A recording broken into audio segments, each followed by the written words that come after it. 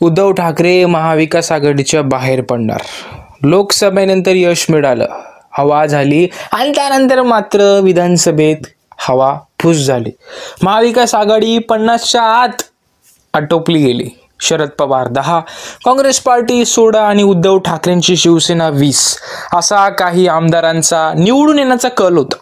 महाराष्ट्रात महायुतीचं सरकार एवढं आलं की त्याने भुईसपाट केलं महाविकास आघाडीला. महाविकास आघाडीमध्ये मुख्यमंत्री कोण होणार याची रस्सीखेच होती. काँग्रेसचे 3-4 नेते, UBT शिवसेनेकडून उद्धव ठाकरे, शरद पवारांकडून गुलदस्त्यात 2 नावं. मात्र झालं वेगळंच. जे मुख्यमंत्री बनण्याचे स्वप्न बघत होते त्यांना स्वतःला निवडून आणता सुद्धा आलं नाही.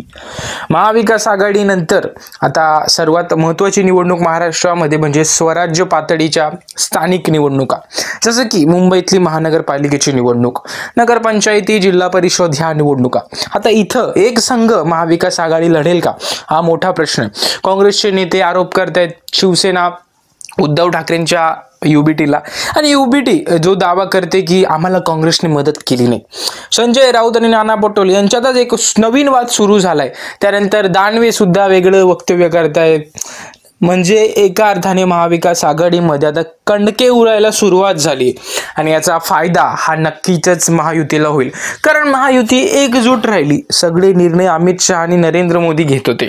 या उलट प्रत्येक जण महाविकास आघाडीत तो राजा होण्याचा प्रयत्न करत होता. सोलापूरमध्ये 1 सीटवर अपक्षाला पाठिंबा प्रणिती शिंदेकडून, दुसरीकडे मैत्रीपूर्ण लढती. त्यानंतर नागपूरमध्ये सुनील केदार यांचं सांगणं की उद्धव ठाकरेंनी आम्हाला साथ दिली नाही म्हणून आम्ही अपक्षाला पाठिंबा देतोय. म्हणजे प्रत्येक मतदारसंघामध्ये भांडण आणि तंटाच सुरू होतं आघाडीमध्ये आणि त्यात तिथंच बिघाडी झाली.